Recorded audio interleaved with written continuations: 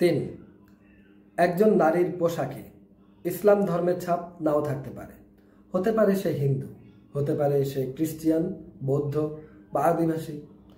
সে তার ধর্ম অনুযায়ী শাড়ি, ব্লাউজ, প্যান্ট, শার্ট, কোনো খ্রিস্টান সেলিব্রেশন হচ্ছে বা পূজা হচ্ছে, সে কাস্টমস অনুযায়ী কোনো একটা ড্রেস পরেছে, সেটা অবশ্যই ইসলাম সম্মত নয়।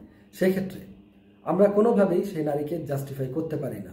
সে নারীকে তার পোশাকের জন্য আমরা চার্জ করতে পারি না।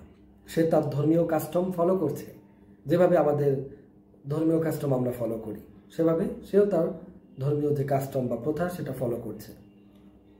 তো ওই কাস্টম ফলো করার জন্য আমরা যদি তাকে চার্জ করি, তাহলে কালচারাল যে ক্ল্যাশ সেটা ক্রিয়েট হয়ে যাবে।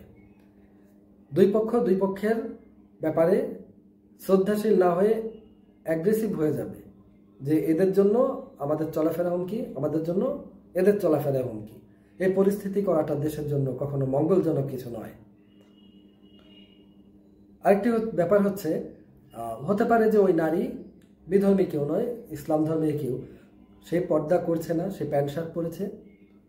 আমাদের চোখ রয়েছে হেফাজত করার জন্য, আমরা জাস্ট চোখ নিচে নামিয়ে চলে যাব। হ্যাঁ, আমরা চাইলে তাকে বলতে পারি এটা ঠিক হচ্ছে না, সেও যদি পাল্টা কিছু বলে সেটা শুনলাম তার পক্ষের লজিক, আমরা তাকে বোঝালাম, এটুকু করা যেতে পারে। কিন্তু মানে ডাইরেক্ট মব জাস্টিস, অ্যাটাক, এইটা ধর্মের নামে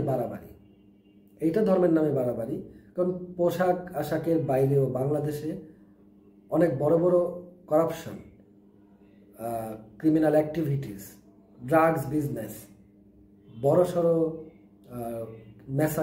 ম্যাসাকার টাইপের যে কিলিংগুলো, সেগুলো মানে বন্ধ হচ্ছে না।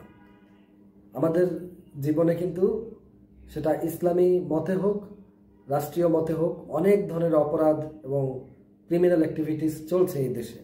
সেগুলো বন্ধ আমরা করতে পারছি না। সেগুলো সলভ করতে পারলে তখন ওই বিষয়গুলো কিন্তু মানে একটা প্রসেসের মধ্যে চলে আসবে, যে কোথায় তারা যাবে, আমরা কোথায় যাব। মোট কথা এটা একটা পারস্পরিক শ্রদ্ধাবোধের মাধ্যমে চলাফেরার জায়গা। বিধর্মীরা যেহেতু এদেশে থাকে, এদেশে পর্দা ছাড়া মেয়েরা থাকবেই। এটা তো আমরা আরেকজনের ধর্মকে আমরা চাপিয়ে দিতে পারি না যে সে কি পড়বে। আর আমাদের ধর্মের কেউ, কোনো নারী যখন পর্দার সাথে নেই, শার্ট প্যান্ট পরছে, তখন আমরা এটা একেবারে স্পষ্টভাবেই বোঝা যায় যে বিষয়টা সে অনুশাসন যেহেতু মানেনি, এটার বিচার বা এটার দায়ভার স্রষ্টার কাছে সে জবাব দিবে, আল্লাহর কাছে সে জবাব দিবে। আমরা আইন নিজের হাতে তুলে তাকে মারধর করে যখন প্রতিষ্ঠিত করতে যাব যে এটা তার অন্যায় হয়েছে, তখন ওই নারীর কাছে এটা অন্যায় নয়, বরং মনে হবে সে একজন স্বাভাবিক সুস্থ মানুষ।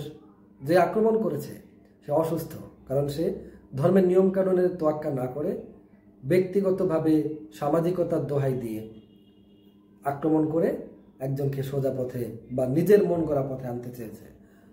তো এই জায়গাগুলো আসলে অ্যাভয়েড করা খুব দরকারি, তা না হলে দেশে শান্তি প্রতিষ্ঠিত করা খুব কঠিন হয়ে যাবে।